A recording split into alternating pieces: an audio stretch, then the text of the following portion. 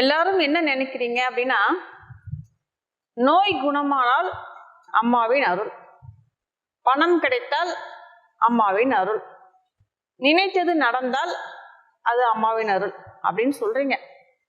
இது எல்லாமே அம்மாவின் அருளின் வெளிப்பாடுகள் தான். இருந்தாலும் அம்மாவின் அருள் இதைவிட மிகப்பெரியது. அம்மாவின் அருள் என்பது வெளியில் கிடைக்கும் வரங்கள் மட்டுமல்ல. அதாவது அம்மாவின் அருள் என்பது ஒரு மனிதனை உண்மையான மனிதனாக மாற்றும் தெய்வீக ஆற்றல். அவனுடைய ஆணவத்தை அகற்றி அவனுக்குள் அன்பை விதைத்து கருணையை மலரச் செய்து அவனை உண்மையின் பாதையில் நடக்க வைப்பதுதான் அம்மாவின் அருள். உங்களுக்குள்ள இருக்கக்கூடிய அம்மாவின் சக்தியை உணர வைப்பதுதான் அம்மாவின் அருள். நீங்க அம்மாவை விட்டு பிரிந்த வேற ஒன்று இல்லை. அம்மாவின் சக்தி தான் உங்களுக்குள்ள உயிராகவும் அன்பாகவும் கருணையாகவும் உள்ளுணர்வாகவும் செயல்படுகிறது என்பதை அனுபவபூர்வமாக உணர்வதுதான் அம்மாவின் அருள். இந்த உணர்வுக்கு நீங்க வந்துட்டீங்க அப்படின்னா வாழ்க்கை வெறும் ஆசையை மட்டும் நிறைவேற்றும் பயணமாக அது இருக்காது. அம்மாவின் அருள் உணர்வோடும் அன்பு உணர்வோடும் நன்றி உணர்வோடும் வாழும் ஒரு புனித பயணமாக மாறிவிடும்.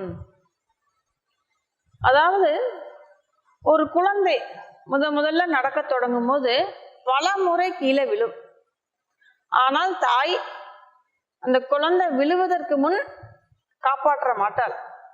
ஆனால் ஒவ்வொரு முறை கீழே விழுந்த பிறகும் அதை எழுந்திருக்க வைக்கக்கூடிய தைரியத்தை கொடுப்பாள். அந்த தைரியம்தான் தாயின் அன்பு.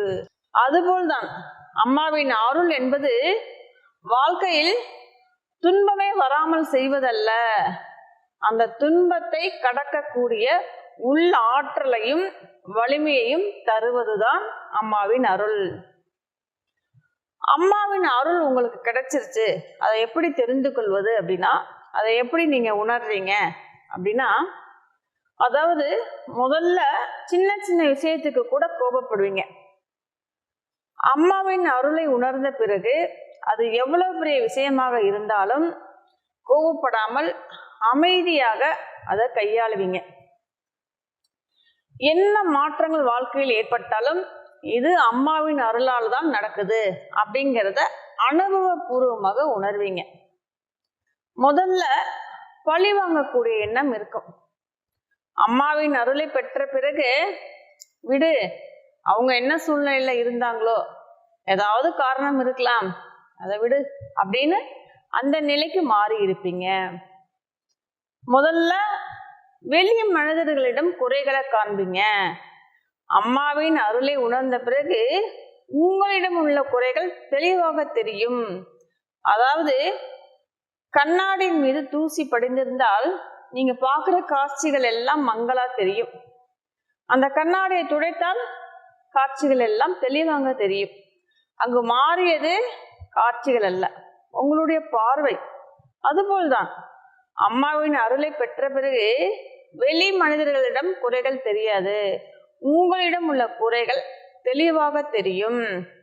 நான் ஒன்றும் ஒரு பெரியவன் இல்லை, பெரிய ஆள் இல்லை, நான் இன்னும் மாற வேண்டும், நான் இன்னும் திருந்த வேண்டும் என்ற மாற்றம் உங்களுக்குள்ள வளர்ந்து இருக்கும்.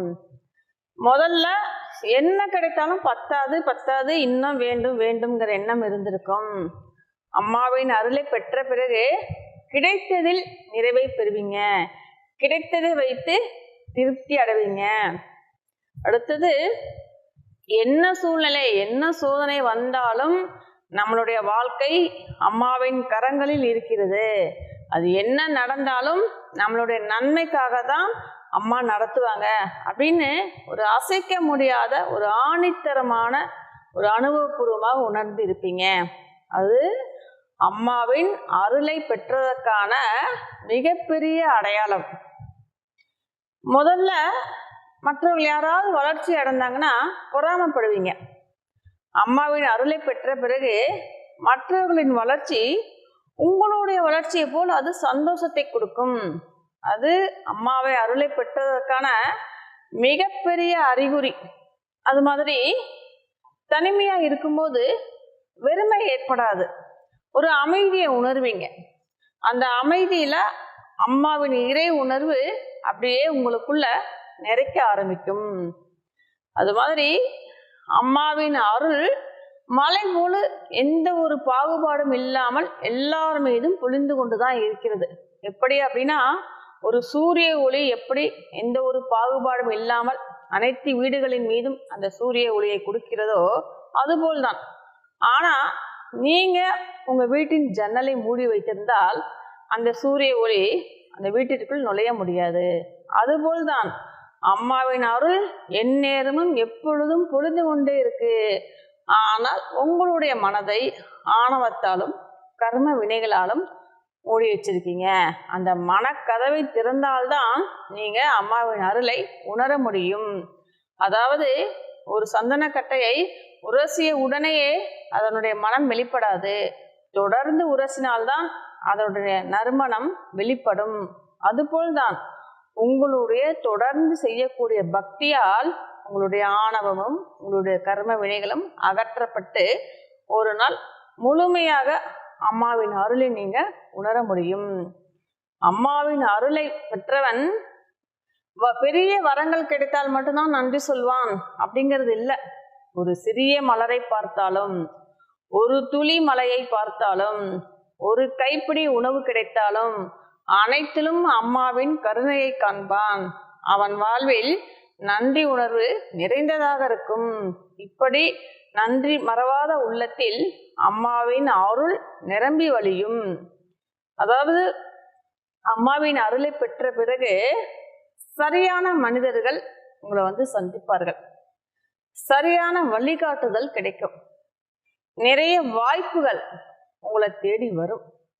எது சரி அப்படிங்கிற உணர்வும் தெளிவு கிடைக்கும். முடியவே முடியாது, இது நடக்கவே நடக்காது அப்படிங்கிற காரியத்திற்கு புது வழி பிறக்கும். இப்படி அம்மாவின் அருள் பல நேரங்கள்ல உங்களுக்குள்ள அமைதியாக வேலை செய்யும் அப்படிங்கிறத தெரிஞ்சுக்குங்க. அம்மாவின் அருள் என்பது வெளியில் தெரியும் கண்களால் பார்க்கும் அதிசயம் மட்டுமல்ல. துவண்டு போகும் நேரத்தில் உங்களுக்குள் தைரியமாக அம்மாவின் அருள் வெளிப்படும். தோல்வி ஏற்பட்ட நேரத்தில் மீண்டும் எழுந்து முயற்சி செய்யக்கூடிய உத்வேகமாக அம்மாவின் அருள் வெளிப்படும். தவறான பாதையில் செல்லும் போது எச்சரிக்கையாக அம்மாவின் அருள் வெளிப்படும். குழப்பமாக இருக்கும் போது தெளிவாக அம்மாவின் அருள் வெளிப்படும். அதனால அம்மாவின் அருள் என்பது எங்கேயோ இருக்கக்கூடிய ஒன்று அல்ல, அதை நீங்க தேட வேண்டிய ஒன்று அல்ல. உங்களுக்குள் விழிக்கக்கூடிய அம்மாவின் அருள் சக்தி தான் அப்படிங்கிறத தெரிஞ்சுக்குங்க. அந்த சக்தி உங்களுக்குள் விழிக்கும் போது உங்க வாழ்க்கையில் நடக்கும் நிகழ்வுகள் அனைத்தையும் ஒரு குறைகளாக பார்க்க மாட்டீங்க. அனைத்தும் அம்மா கற்றுத்தரும் பாடமாக அதை உணர்வீங்க. அம்மாவின் சக்தி உங்களுக்குள் வெளிப்படையும் போது இயல்பாகவே அம்மாவின் அன்பும் அருளும் மலர ஆரம்பிக்கும். அதாவது அன்பு இருக்கும் இடத்தில் அம்மா இருக்கிறேன், கருணை இருக்கும் இடத்தில் அம்மா இருக்கிறேன், உண்மை இருக்கும் இடத்தில் அம்மா இருக்கிறேன், நன்றி இருக்கும் இடத்தில் அம்மா இருக்கிறேன். அதனால அன்பு செலுத்துங்க, கருணையோடு வாழ்க்கையை வாழுங்க, நன்றி உணர்வோடு ஒவ்வொரு நாளும் வாழ்க்கையை வாழுங்க, உண்மையின் பாதையில நிலைத்து நில்லுங்க. அப்ப அம்மாவின் அருள் உங்களை விட்டு ஒருபோதும் விலகாது. அம்மாவின் அருள் எந்நேரமும் உங்கள் மேல் பொழிந்து கொண்டே இருக்கும்.